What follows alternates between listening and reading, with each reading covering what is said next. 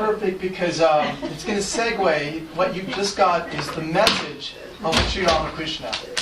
And now we're going to be, how does that message display itself in the photos of Sri Ramakrishna?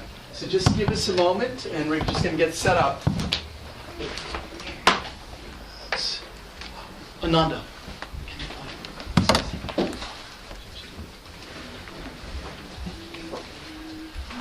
As I'm doing this, can everybody answer me? Anybody answer me?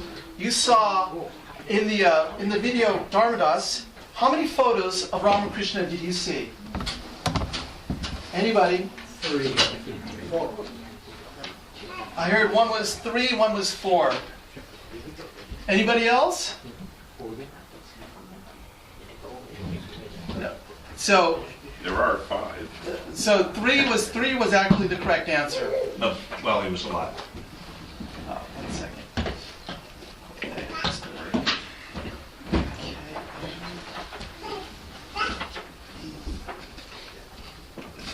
Okay, great. You want the lights down? No, we're going to keep them up here. Okay. So today's kind of exciting because every one of us has seen these photographs of Sri Ramakrishna. So today what we're going to do is we're going to discuss a little bit about what the photos of Ramakrishna that we've all seen every day, what do they mean? We're going to try to unlock a little bit of the mystery behind these photos here. And with the help of Abhijit here, we're going to try to sort of recreate the scenario for you. So can everybody hear me? Okay? Should I feel like I'll sit down when in a moment. So when we talk about these photos,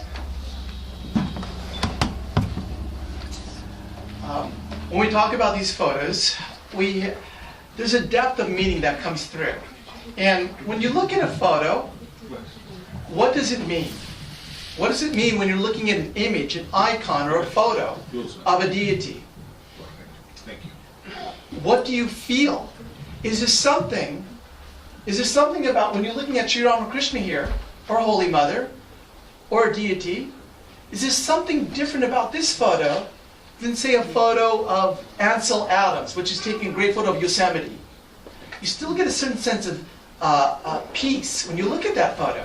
Is there something different about a photo of an avatar? A photo of God? Is there a transcendent quality that you start to experience? When you look at it, is there a mystery? Do you see all there is? Or is there something hidden that as you keep looking at, that becomes more and more revealed? Is there a sense of awe, a sense of wonder when we look? Does the image, do these photographs, a typical a photograph you see or anything will tell you about knowledge about that photograph. So we get knowledge about, when we look at something, there's a term called Chittabhasha. Chittabhasha is the consciousness in the intellect, and then that consciousness, when that light of consciousness is reflected on something, say an object, say a curtain, we get knowledge about that curtain. But when you look at an image of an avatar, do you also get knowledge about the curtain, but do you get knowledge also about your own self? Does a picture of an avatar tell you something about you? Does it reflect back something to you? So there's a whole mystery. To me, when we look at an avatar, what it's telling me is it represents a tirtha. Do you guys know what a tirtha is? Place of worship. Huh? Place of worship. A place of worship. So the technical definition here is a tirtha is basically a passage. It's a passage to where?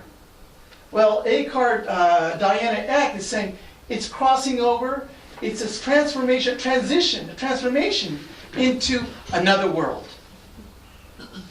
So when we see the image of Ramakrishna, do we feel that? Am I going into something more? Is this a transition to something else? And let's use the words of Ramakrishna, and I'll give you the exact quotes because I do have them. When M was asking Ramakrishna, "Who are you?" M said, you explained clearly the other day how God incarnates himself on earth.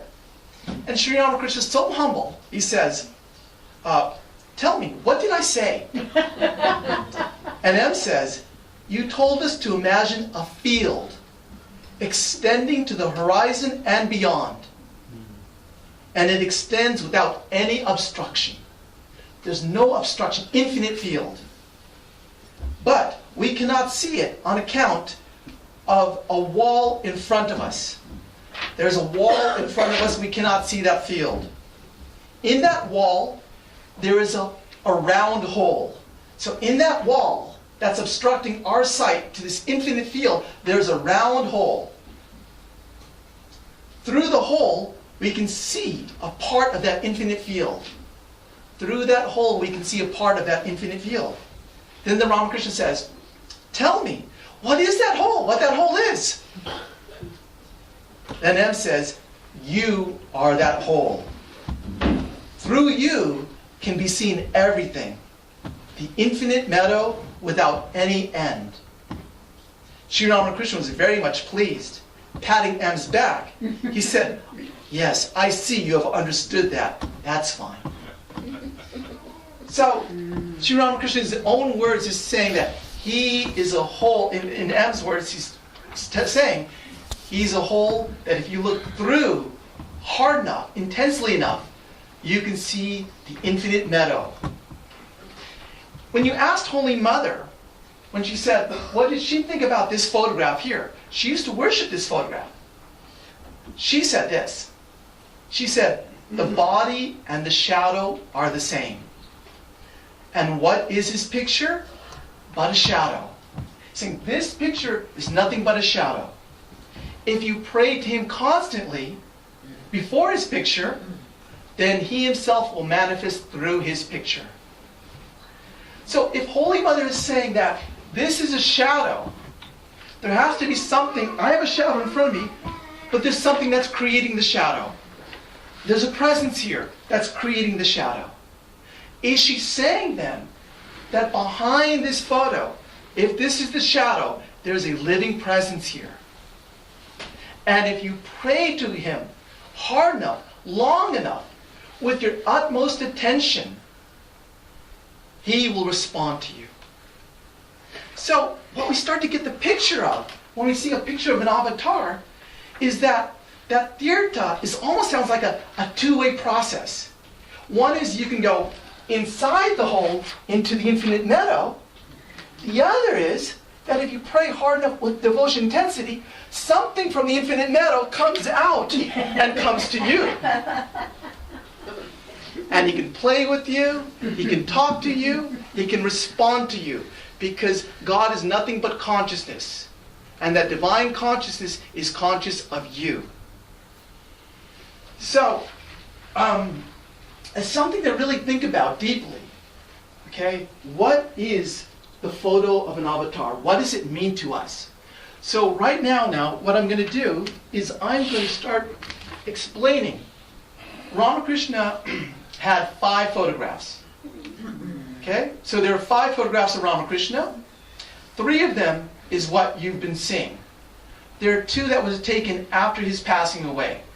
And those 2 we don't normally show because his body is very decrepit. And so devotees don't like to see Ramakrishna in that. So the 3 that you're going to see, we're going to talk a little bit about what the history is behind them, what is the meaning, if we can figure out a meaning behind that photograph, and what does it imply to you. Okay? And what I'm going to do is I'm going to first describe, we're going to give you first the history, then I'm going to dictate some authoritative sources about what they've said about the photo. And then I'm going to basically give you what I've talked with other swamis and try to come up with what a possible meaning could be. And I may lay out different scenarios for you. And in this, there is no wrong answer. Okay? So now that you can make a mistake, and as you grow, you'll find how does it change. So let's take a look here. Okay, all right. So this is the first photo that was taken of Sri Ramakrishna. And, hold on. Let me give you a little bit of the historical context, because when you're seeing a photo, we're just seeing a snapshot. But there's something behind the snapshot. What led to this second? What led to this instant? So let's try to recreate the scenario here. Okay, so what I'm going to give you is basically if you want to discover on photos of Ramakrishna, there are 3 articles that have been written about this and basically, as I know, our entire Ramakrishna order. So it's not something that's been really thoroughly investigated. And I'm going to cite to you some of the 3 articles from our order in regards to this, and then also what Ramakrishna, our Holy Mother, have said, and then what some of our elevated souls have said, and then let's see if we can figure out what's being said. In this photo we have, it took place on Sunday, September 21, 1879. Keshav Sen, a noted leader of the Brahma Samaj movement, had invited Sri Ramakrishna to the Brahma festival at his house. Swami Raghavananda, a disciple of Swami Brahmananda, this person here, said this. This is what he heard from Brahmananda. Swami Raghavananda, disciple of Raja Maharaj, said, "The devotional music threw Sri Ramakrishna into ecstasy. He uttered the word Om and stood up, raising his right hand. His outer senses left him and he went into Samadhi. Fearing that the unconscious body would fall to the ground, Sri Ramakrishna's nephew and attendant, Hriday, supported Sri Ramakrishna. Sri Ramakrishna probably been wearing his chadar over his shoulder or hanging folded from his left shoulder, as is the custom. But when Sri Ramakrishna rose, the chadar fell to the ground. Hriday picked it up and tied it around his waist for safekeeping. At this point, Keshav had taken the photo. So, what do we observe here? Let's take a close look at least what we can physically observe. It seems that Sri Ramakrishna is standing in ecstatic mood in the midst of Keshav's followers. Those are Keshav's followers there. And he's engaged in devotional music. Both his hands are raised, and his face has a very unique expression. There's a, there's a blind behind him, and there seems chadar, or what they refer to as Venetian blind. Venetian. No? Okay. Okay. Chadar or blind or Venetian blinds, according to the article, and an open window is what we observe here. So, what is the meaning now of this? You ever think to ask? Well, during this time, one Swami had told me that the ambient religion of this time, during Sri Ramakrishna's time, what was the ambient religion during that time? No, so Protestant Christianity is considered the ambient religion of America. Okay. During Ramakrishna's time, the ambient religion, the predominant religion in Bengal, was Gaudiya Vaishnavism. Gaudiya Vaishnavism. So it's the devotion that Chaitanya expresses towards Lord Krishna. So that being the context, we have to understand a little bit about Ramakrishna in that sense. Those are where he's going to learn his parables from. So, probably, hold on, I got to rip 2 more rows. So, during Ramakrishna's time, okay, I'm sorry. So possibly, Sri Ramakrishna was overwhelmed by the music. Remember, there was music playing. And then he stood up, and he began to dance in the traditional Vaishnava way. And he went into Samadhi. This could be one possibility. There are 4 copies. This was made in these large cameras. And there are 4 copies that were originally made. One of the copies hung in Keshav Sen's house, the person's whose house he was in. And in the Gospel, it says, Rajendra, who's a disciple of Keshav, says, Rajendra to Keshav, many people say that he, pointing to the picture, this picture, is an incarnation of Chaitanya. Keshav, looking at the picture, one does not see such samadhi. Only men like Christ, Muhammad, and Chaitanya experienced it. Swami, you said that Keshav took the picture? No, Keshav hired someone. Well, Okay. well, yeah, we hired someone to take the photograph. Is Keshav in this picture, Swamiji? No. So, now, what is the meaning? So, when we look further, what is the meaning that it's giving out to you? Swami, who took the photo? So it's Bengal photographers was hired. Okay, a photography studio was hired and came to Keshav's house. Right. So now when we look at this, take a closer look. We notice that his hands are in certain positions. Okay. So when you have these are called mudras, and mudras basically represent their physical expressions, indicating your mental state. So we have different mental states. Our body articulates, expresses itself, contours itself into different physical positions. So it reveals your state of mind. And so what do we see is that the now I'm going to give you what some of the seniors have said, what they've said about this photograph. Swami Premananda, a direct disciple of Sri Ramakrishna, said, everything, no, it's better if I stand up. Everything is here, referring to the upper right hand, and not in the world, referring to the left hand. One. Swami Shraddhananda, he was a Swami that was in Sacramento, a very senior Swami, an enlightened soul, a disciple of Swami Shivananda. He had written an article on this picture. It's one of the 3 articles about the photos. It was called Cosmic Meditation on Sri Ramakrishna. This is what he said. He said, his right hand is fully stretched upwards. The 2 open fingers, those 2 open fingers, are as if vividly pointing upwards towards that timeless reality, which the words of Vedas and Vedanta try to indicate distantly, but become silent. So what he's saying here in the words of Ramakrishna is that the hands are this bright star, called the Vishishta star, and they're pointing to something fainter, and that fainter is called the Arundhati star. So that they're pointing to something. They can't get there, but they're trying to hint you to something.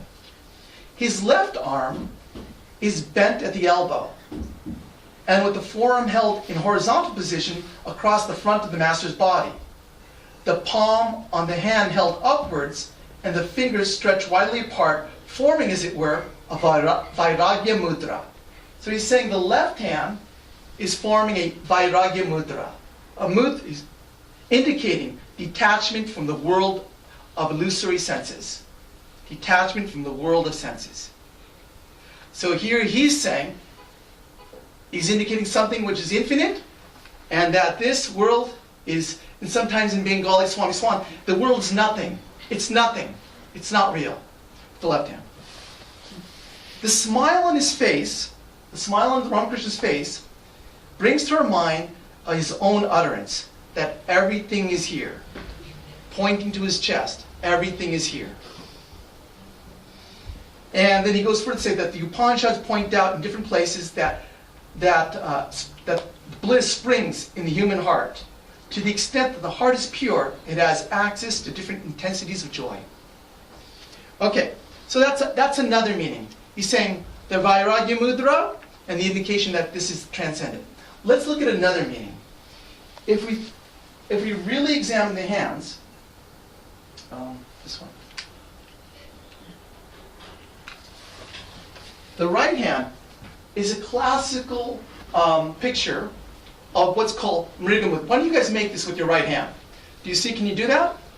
This is called Mriga Mudra, right? We use this in puja. Mriga Mudra represents the ears of a deer, right? What happens when a predator comes to a deer? What happens? Comes and runs away. Picks up his attention. There's awareness. There's full consciousness there, okay? And so this signifies awareness, consciousness. The left hand, that left hand, if you look it up, it's a mudra for the Alapada mudra, a fully blossomed lotus. Fully blossomed lotus. And in this respect, let's see what Sri Ramakrishna had said about this. In this sense, Sri Ramakrishna said, I saw a boy 22 years old, exactly resembling me, enter the Shushumna nerve and commune with all the lotuses, touching them with his tongue. The different lotuses of those centers, 4 petals, 6 petals, 10 petals, and so forth, had been drooping. At his touch, they stood erect. At last, the 1,000-petal lotus in the head blossomed. Since then, I have been in this state. So, it can be implied here then that this represents consciousness, awareness, and this represents the fully blossomed Padma, lotus. So when all the lotuses, all the chakras are fully open, that's all, everything, what happens? You know your true nature. Okay. This could be another meaning. Let me tell you another meaning behind this. This is one I actually learned from David Datta, who just told me last night. He said that... The other remote. I keep using the wrong remote. There you go. He said that this mudra represents Shiva's cosmic dance. And then when I looked into it, there is validity to what he said. In the upper right hand, Shiva holds an hourglass-shaped drum, the Damaru. So, if you notice in the right hand, the Damaru, he holds it in this mudra. Okay? That he plays with a rapid shaking motion. So he's shaking it like this. Sound is a creative power, emerging from the vibration of consciousness. The rhythm of the drum beat represents the emergence of the cosmos. The same rhythm further represents cosmic order, the principle according to which the universe comes into existence and by which it functions. So the drum symbolizes both the cosmic emanation, the creation, and the sustenance. Shrishti and Stiti. So that is saying this is creating the universe, and not only that, it's sustaining it. The order, the rhythm, the order of the universe is also manifesting with this beat. With the left hand, he's saying, in the Shiva's left hand, a large flame is there, signifying Sanghara. Sanghara means cosmic dissolution. What Shiva sends forth, he also reabsorbs. The message here is that everything comes from God, exists in God, and returns to God. Could Ramakrishna be showing the Shiva's cosmic dance? Now, at this point, I went to some sources that I was familiar with. No, not this point. At this point, yes, I did. Swami Harinamananda, who had been in India for many long. So I asked him what he thought this photograph meant, and he gave me something that literally blew my top. Okay, he said that this pose, which we know, in meditation there's a mudra called the Kumra mudra. Do you see that mudra right here? Can you try to make it? Do you see how your thumb and first finger, your little finger and first finger like this, and it's like this actually. That's actually an incredible. It's like this. Okay, this is the Kumra mudra. It represents a tortoise. Okay, so what we do in meditation is we meditate on a deity in our heart with the Kumra mudra, right? And the idea of this is that a tortoise, this is a tortoise with the limbs are indrawn. Tortoise. A tortoise, right. And a tortoise, so the limbs are indrawn. So the idea is that these things here, these mudras, they are indications of our mental state. So the idea behind this is if we do this mudra, we can get into that mental state.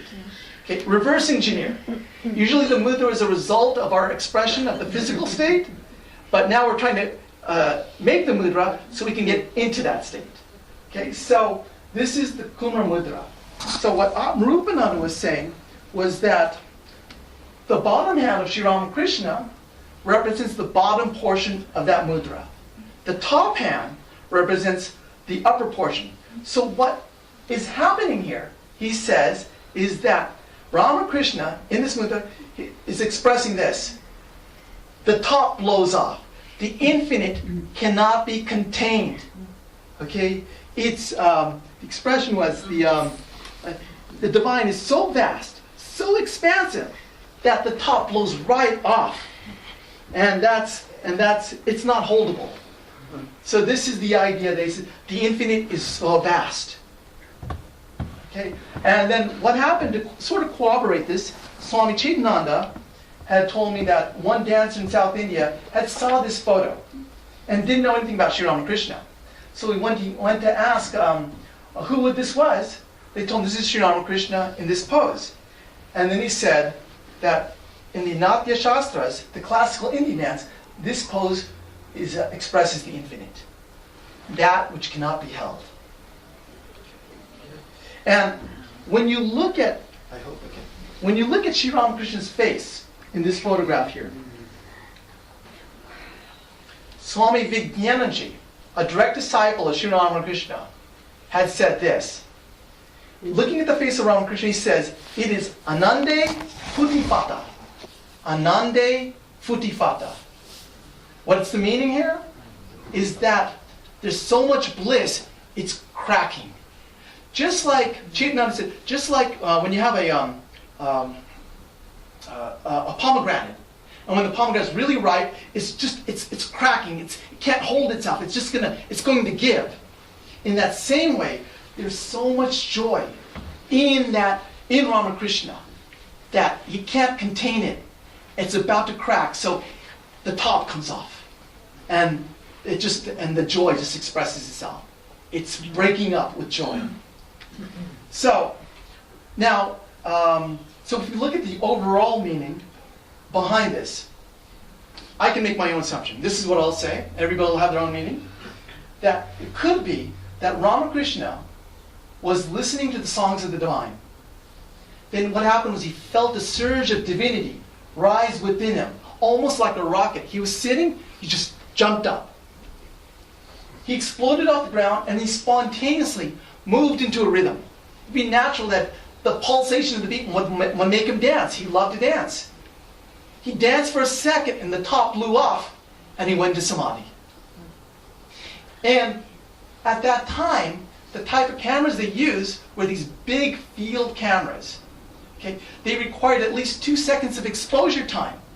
If he was moving, what would happen? It would be a blurred vision.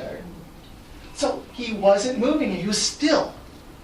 Okay? And what's also interesting to notice is that, I'm going to extrapolate a little bit now. When I think of that screen, could it be that that screen represents the screen of Maya? And when I look at the different people who are surrounding him, there are some people that are looking at the camera, and then there's some people that are looking at Ramakrishna. Could it be he's telling us that, is your awareness, is it engaged in the world? Are you occupied with the world? Or are you starting to see the beauty, the awe, the mystery of God? Where are you? Where would you be in this photo? So it's very powerful. So as we continue to meditate, let's see what begins to evolve. Okay, the next photo was this photo. This is photo number 2. And this photo occurred, it's called the Studio Portrait of Ramakrishna. It occurred December 10th, 1881 at 3 p.m. The location was Beaubazar, Calcutta, and it was done in the Bengal photography studio. So the same studio as you say, Mohan, who was hired for Keshav's house, well, Ramakrishna actually went to their studio. Okay? Was this 4 years later? I forget what year the first one was. The first one was, what year? 1879. So this is 1881. Okay? 4 years? 2 years. 2 years. 79. Oh, 79, Right. yeah, sorry. Okay, so let's go a little bit over the history now, what's happening here. Surendra Mitra took the master, Sri Ramakrishna, in a carriage to the studio of the Bengal photographer. The art of photography was explained to him, and he was shown how glass covered with silver nitrate takes the image. As the master was being photographed, he went into Samadhi. Now, Swami Harinamananda, direct disciple of Sri Ramakrishna, said, Ramakrishna never wanted his photograph taken.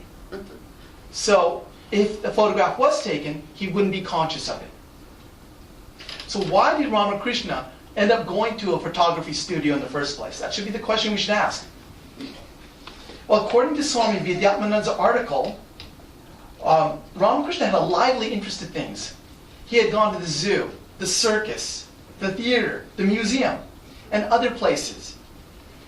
In the Gospel, it says that he inquired about the process of photography. And when the spiritual implications of photography were presented to him, the mind of his got absorbed and he went to Samadhi. So let's see what Ramakrishna says about this exact experience. See, Ramakrishna referred to this experience. Today I enjoyed very much the machine by which a man's picture is taken. One thing I noticed was that the impression does not stay on a bare piece of glass, but it remains when the glass is stained with a black solution. In the same way, mere hearing of spiritual talk does not leave an impression. People forget it soon afterwards, but they can retain spiritual instruction if they are stained inside with earnestness and devotion. I had met Swami Chidananda and talked about these photos for about 3 hours, and referring to this, he said, unless your heart has the staining of devotion, you won't be able to capture the image. You'll see it, but then it disappears quickly. So you've got to stain the heart. He called it the devotion emulsion. And with devotion, then it can take a photograph and it can retain the photo. So when we observe the photo here, where's this thing? Oh. So what I was able to find out here regarding this photograph was that nobody had said anything about it. Okay? But this studio portrait was used and inserted in an oil painting, illustrating the harmony of religions. So that image of Thakur is right here. And this was used to demonstrate the harmony of religions, and this was done by the request of, I believe it was Keshav Sen. And so here it's Ramakrishna telling Keshav about the harmony of religions. And so you notice that there's a church, there's a mosque, there's a Shiva temple, and then there's and then you have various people here from different. You have Christ dancing with Chaitanya. The kirtan's going on over here, and what Ramakrishna said was, referring to this photo, Ramakrishna, yes, it contains everything. That is the ideal of modern times. This is what he said when he saw this photograph, this painting. Now, when you observe the photo, going back to the photo, we see, what do we see here? We see Ramakrishna is wearing a jacket. His right arm is on the studio prompt, facing downwards. And his left hand is pointing to the right hand. And his eyes, look at his eyes, they're open. Compared to the first photograph, which the eyes were closed. In this photograph, it was important because Swami Nirvanananda, one of our senior swamis, actually got a hold of this jacket. And he took it to Bellamont, and then he measured the jacket from top to bottom. And then basically, using this jacket, knowing the height of this jacket, and the proportions of Sri Ramakrishna, he assessed that Sri Ramakrishna was 5 feet, 9 inches, and a quarter. So very tall, in that sense. This jacket actually, and so to give you an example here, this is not that jacket. This is a jacket that Sri Ramakrishna wore during Kalpaturu Day. Do you remember Kalpataru, the wish-fulfilling day when he was granting everybody's wishes? This is the actual jacket he wore. It was a green jacket. And you get the sighting of the, in the portrait of Sri Ramakrishna, the book, there's a called Portrait of Sri Ramakrishna. So you get an example of like, what he wore there.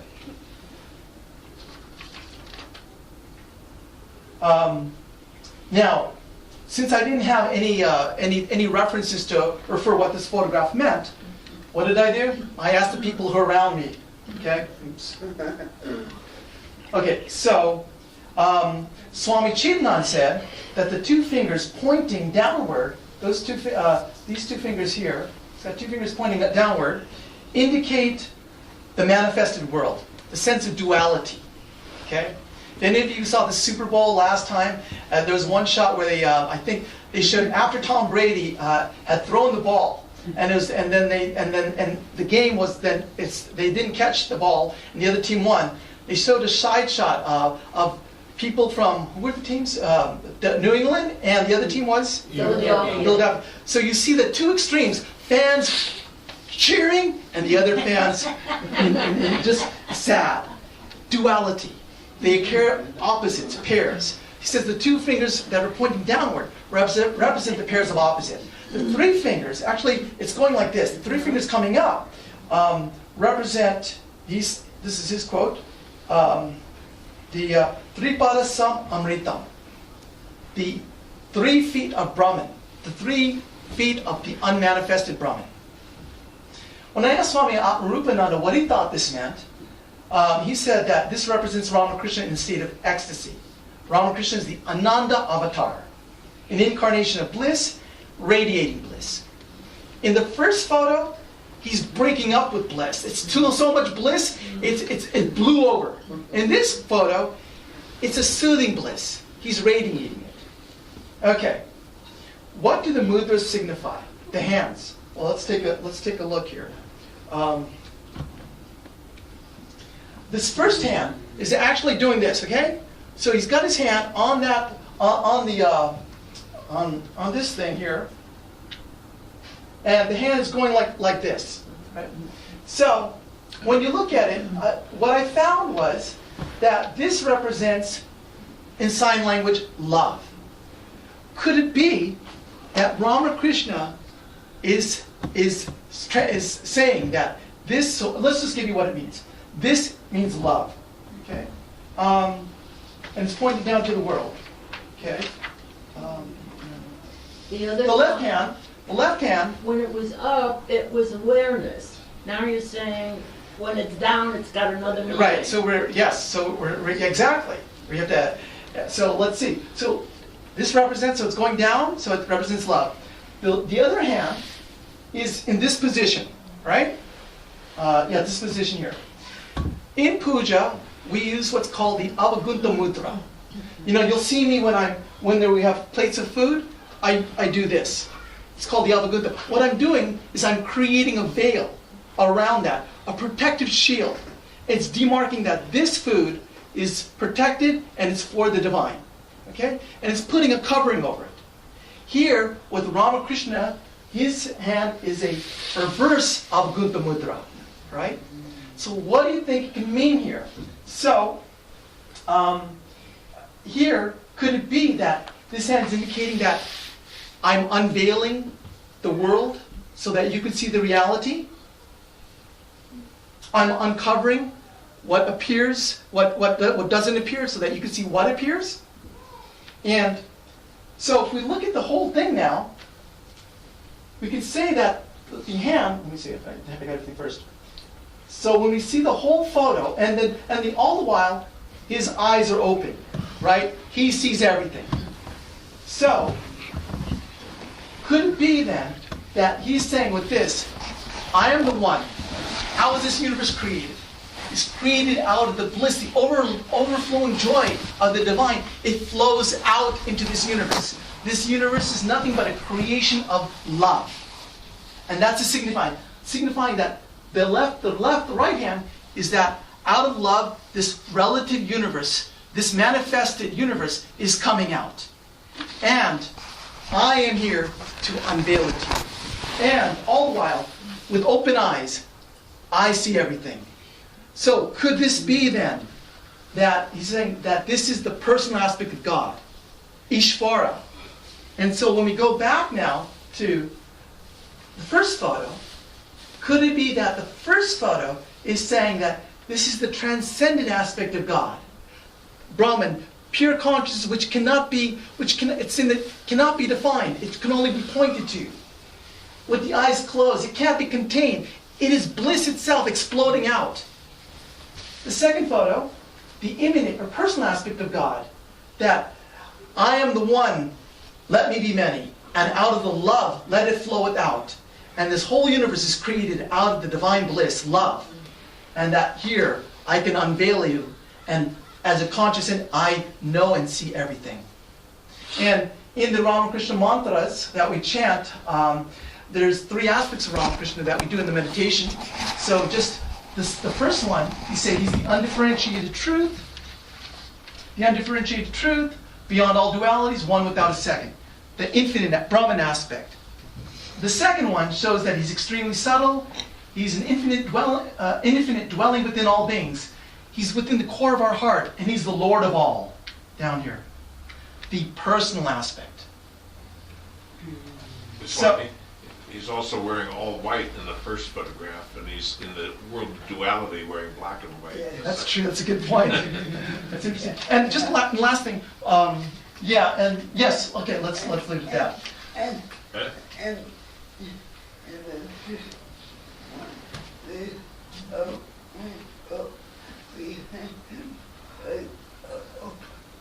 And the first one, Ridho's behind him?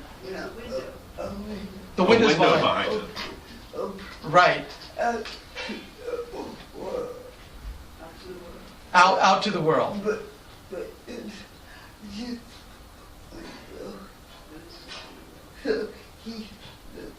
He's the window.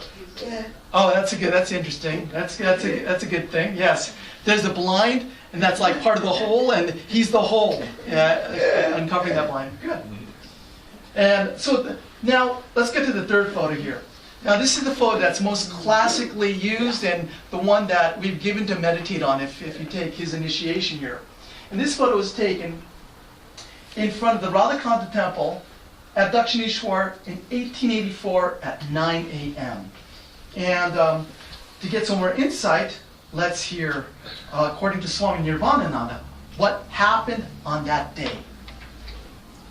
According to Swami Harinamananda, Bhavanath Chatterjee, the master's devotee from Moranagar, wanted to take a photograph of the master. One day, he requested him very strongly to give his consent, and on that afternoon of the next day, he brought a photographer along with him from Moranagar. He could not make the master agree. The master just went away near the Radhakanta Krishna temple. In the meanwhile, Narendra arrived on the scene and heard everything. He said, "Wait a bit, I shall put everything straight."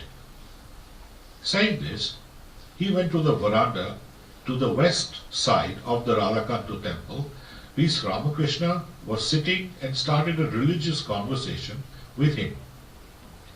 The master went into Samadhi. Swamiji went and called the others and ordered them to get ready quickly to take the picture. In the state of Samadhi, the master's body was bent on one side, and therefore the cameraman went to make him sit erect by softly adjusting his chin. But as soon as he touched his chin, the whole body of the master came up like a piece of paper. So light it was. Swamiji then told him, "Oh, what are you doing? Be quick, get the camera ready." The cameraman took the exposure as hurriedly as possible. The master was completely unaware of this incident. After some days, when Bhavanath brought the printed copy of the photo, the master remarked, "This represents a high yogic state. This form will be worshipped in every home as time goes on." And when and this was not stated in the article, but the actual body lifted up the air. And then I verified this with Chaitananda and Swami Rupananda from what they had heard from the seniors. So the whole body levitated. So How high? that unknown. Okay, or you asked that, I don't know. What do we observe here? So when we see Ramakrishna is with his hands forward, his eyes, are they closed or open? They close. They're half open, half closed. Okay? And are his lips closed or open? Open.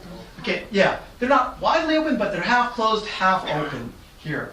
And what we notice is that he's wearing this. This is called a dhoti.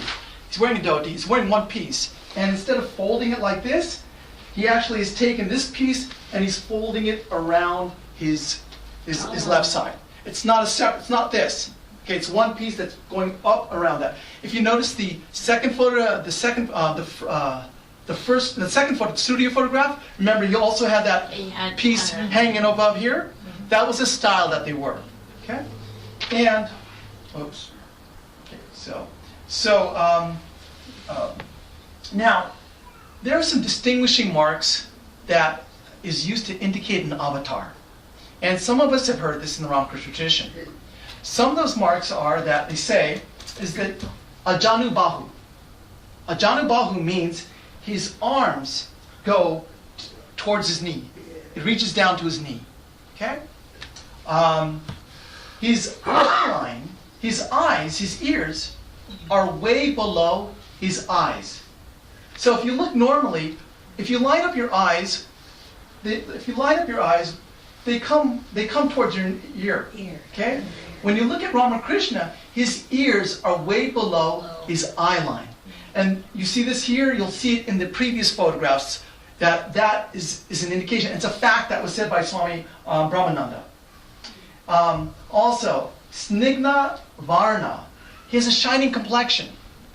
Holy Mother said his complexion was like the color of gold. His complexion blended with a golden omelet. He used to wear a golden omelet on his arm, and it was the same complexion. Okay, and Sama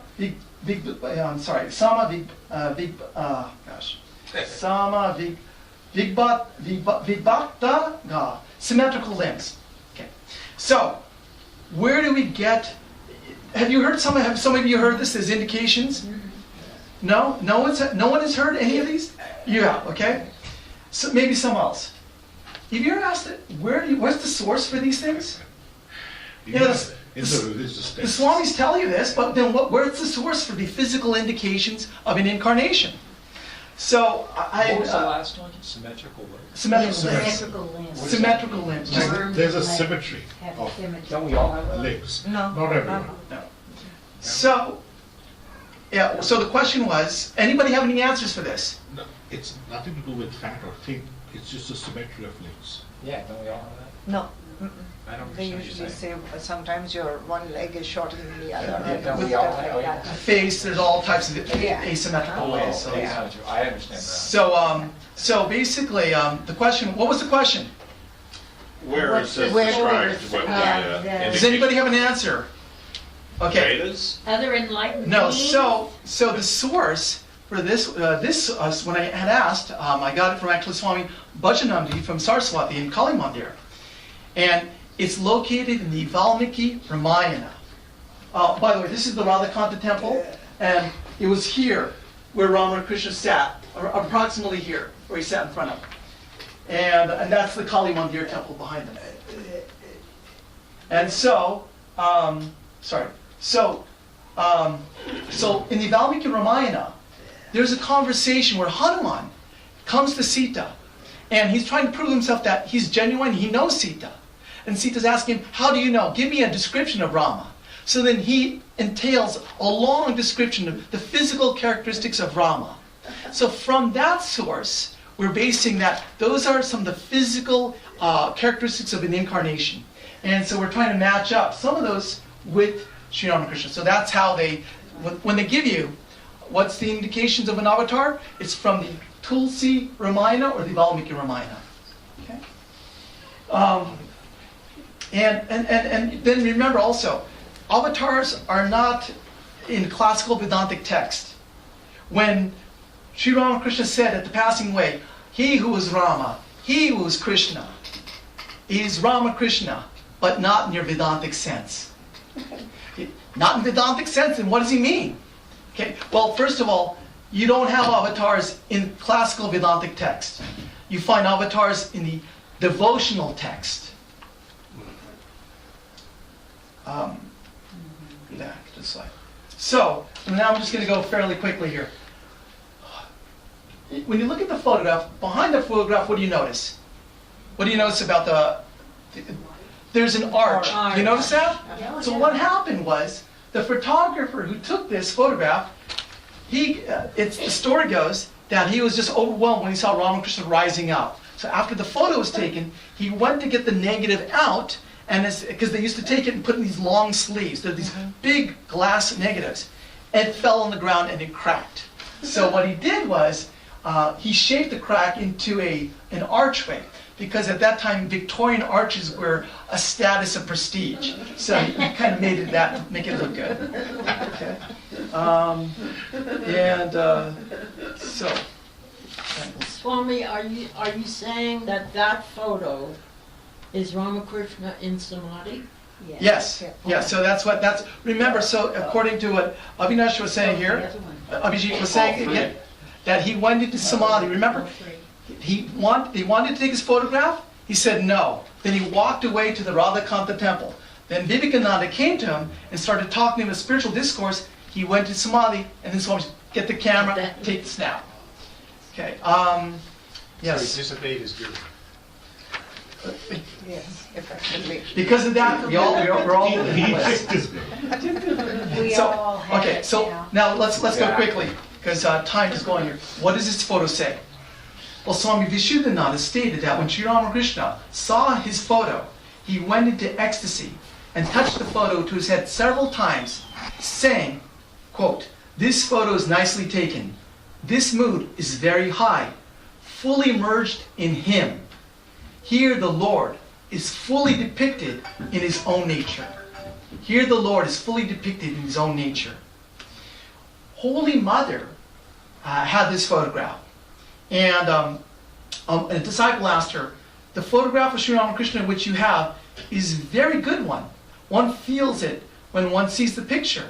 Well, that is a good likeness. Is this a good likeness of the Master? Mother. Yes, that picture is a very, very good. It has originally belonged to a Brahmin cook. Several prints were made of this first photograph. Actually, 6 were made. 6 originals were made. The Brahmin took one of them. The picture at first was very dark, just like the image of Kali. Therefore, it was given to the Brahmin. When he left Dakshineshwar for some place, I do not remember where, he gave it to me. I kept the photograph with the picture of those other gods and goddesses and worshipped it. At one time, I lived on the ground of the Nahabat. One day, Sri Ramakrishna came here, and at the sight of the picture, he said, "Hello, what is all this?" "Lakshmi and I have been cooking under the staircase," Mother says. Then I saw the Master take in his hand bell leaves and flowers and worship his photograph. The Brahmin never returned for the photo, so it remained with me. So, Ramakrishna that day had worshipped his photograph. There's another incident in the Gospel on March 1, 1885, where it says, Sri Ramakrishna went to the room accompanied by M and another devotee. He had a tray of red powder, probably vermilion powder. He offered a little of that powder to each of the gods and goddesses in his room, except for those of Christ and his own picture. So now when I asked Swami Chaitanya, why didn't he offer it to Christ in his own picture? He said that, well, in the Christian tradition, he doesn't go against the tradition of Christianity. They don't do it in that way. In India, we offer God the red kumkum. We don't do that for Christianity. So he doesn't disrespect the religion. And why he didn't offer it at that time, his own picture? Maybe he thought it was the absolute. It was Ramakrishna in the absolute. You can't worship the absolute. Nishtani Ghosh said, a wife of Navagopal said, that she heard from Ramakrishna that this photograph would travel in railway carriages and on ocean steamers and by bearers, and that people would carry it in their pockets and even on their watch chains. So, overall, what does this photograph mean? So there's really no one to say anything about the meaning except Swami Chaitananji. And I like what he said. Here, he gave the understanding that, I think this is the photo. No, I'm sorry, I had this. He had said that, Girish Ghosh had said, when Ram came down as an avatar, he had the bow and arrow. When Krishna came, he had his flute. When Chaitanya came, he had his begging bowl. What did Sri Ramakrishna have with him? He was named Gadadhar. Gadadhar means the holder of Gadar, the holder of this weapon. What was Ramakrishna's weapon? What Chaitananda responded was, his weapon was humility. Humility. Wow. Why humility? Because Ramakrishna never contradicted anyone. He didn't try, he only embraced you. He gently corrected you from where you were. He would say, if you came up with him saying, he would say, yes, you're right. But is there something more to it? He would pull you into something deeper. He doesn't contradict anybody's religion and says, you're right. But it's more than what you think. He would correct people without embarrassing them, without hurting their ego. Previously in ancient India, the way that you convince someone about your philosophy was you would go and debate, like in Shankaracharya's time. You debate the other people, and if you had the stronger argument, then you were the authority. And the people had to follow you, and they had to take on your life. Ramakrishna never did that. So, this picture here, what is it representing? His two hands, basically, are saying, extending out to you. Come here. You are right. Go further. He used to say, you are right where you are, but can you go further? Go further. Go further. Go further. That was his weapon. He took you from lower truth to higher truth without hurting your own ego. So, in photo 1, I said that it represents the transcendent state. In photo 2, I said it represents the immanent state, the personal aspect of God. In photo 3, to me, this represents what we call the in-between state, the bhava-mukha state. The state where he's half, the state between duality and non-duality. That's the state of bhava-mukha. So, like he said, I am a whole, into the infinite. One side is the relative, behind me is the infinite. That to me, you see his eyes half open, half closed, lips half open, half closed. He's just there. And why is this particular photo going to be worshipped in every house, he said? Because when you sit down with him, he appears to be present before you. He's here ready to listen to you, to receive what you have to say, and then reflect back to you what you need. He may embrace you by putting both hands around you and hug you. He may bless you by putting his right hand over your head, or both hands if necessary. He may offer you his cloth as a way to dry up your tears. And as you move a little closer and have more private and intimate things to reveal, he's ready to embrace you and pull you closer to him until you merge into him. Swami Harinamananda in the Great Master had talked about when you meditate on Ramakrishna, what happens. And he shared an experience. He says, as you first begin to meditate, what you start to see is maybe you get a glimpse of his foot. Maybe you see his hand. Maybe you see his face. And then it goes away. But as you continue to deepen your meditation, all of a sudden, you start to feel a presence. There's a movement. You start to see him moving. He begins to move. He begins to talk to you. He smiles at you. You feel a presence there.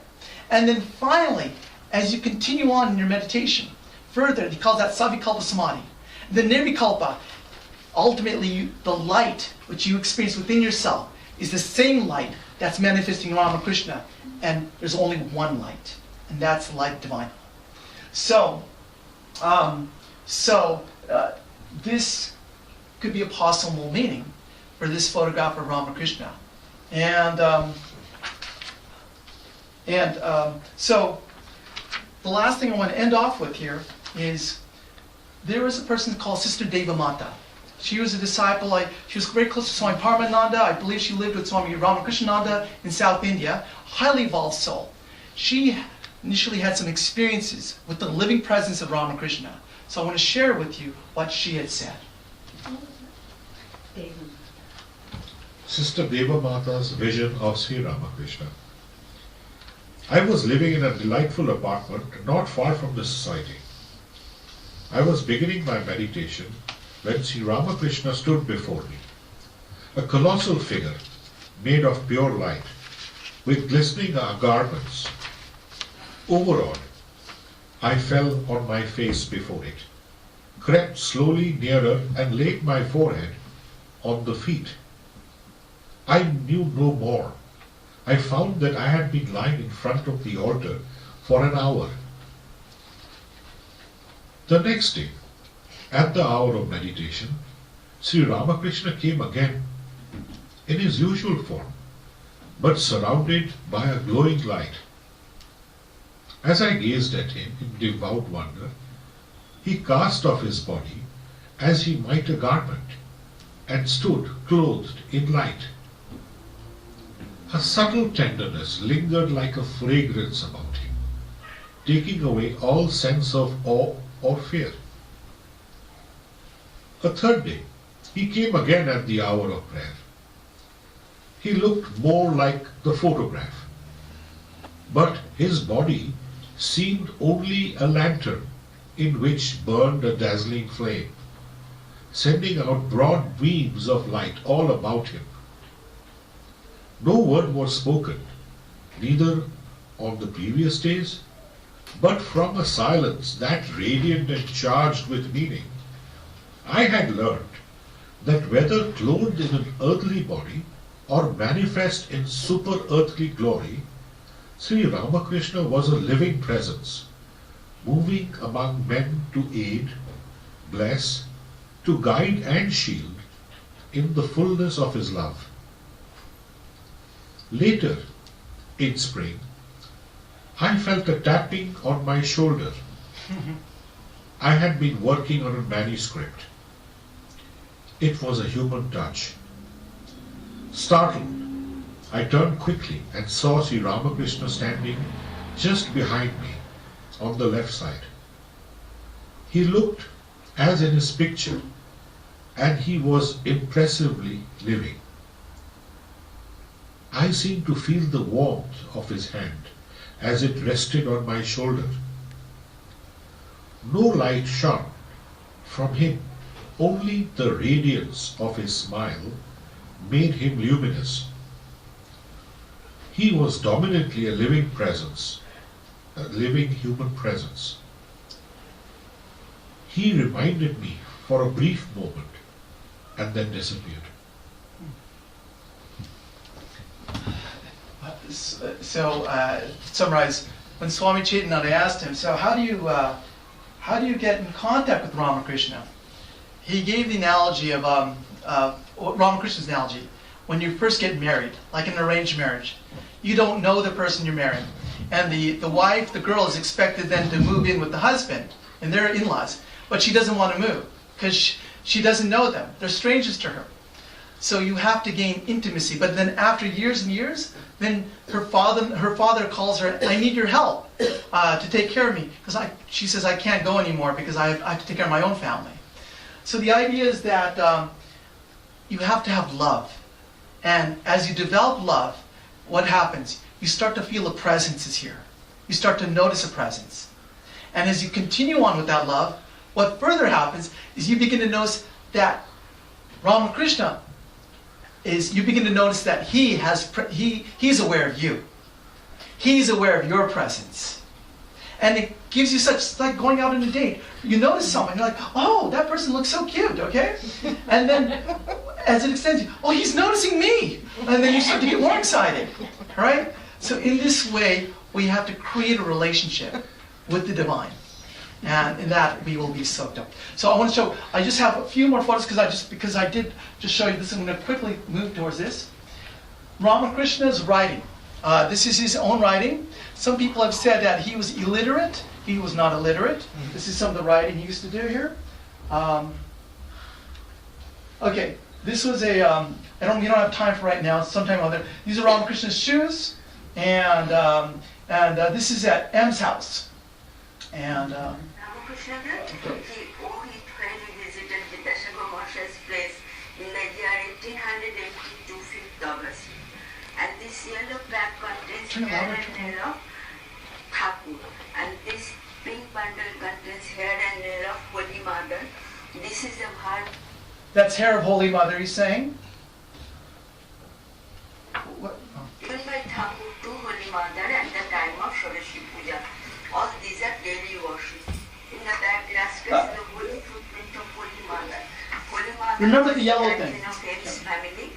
She came here and stayed very many Holy Mother's times. footprints. At that time, Master Moshe collected that footprint. Okay?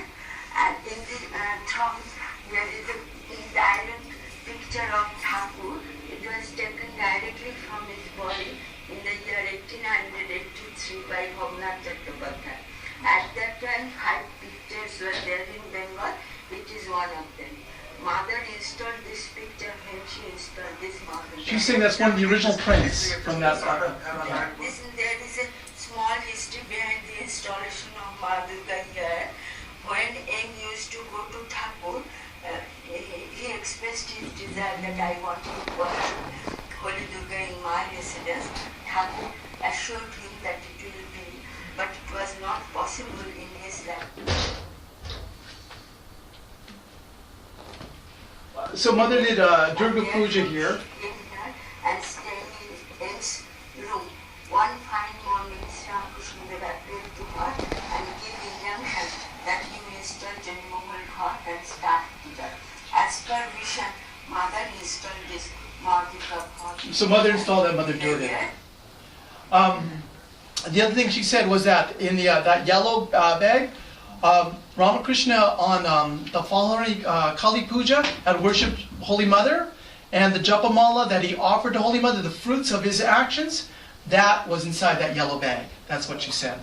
This is a picture of Kali and Shiva that was original in Sri Ramakrishna's room. One of the original prints that hangs on the 3rd floor of Bellamont. You don't see this because it's above. It's in the actual place, the shrine. It's on the 3rd floor of the shrine, which you don't have access to.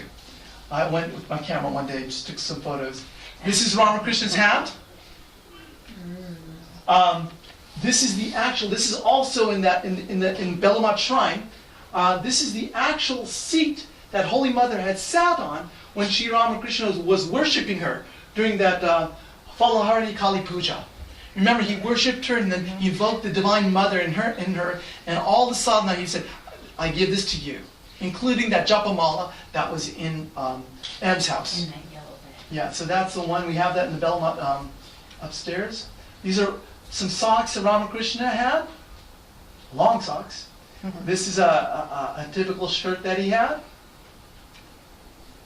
And that's it. Okay. So thank you so much. I hope at least Great. when we look at Sri Ramakrishna's photographs, we can get a little bit more in-depth meaning to what they are. So don't leave right now, because last 10 minutes here, you're going to see something that actually went to the moon. Swami, do you want to postpone? No, let's go. Yes.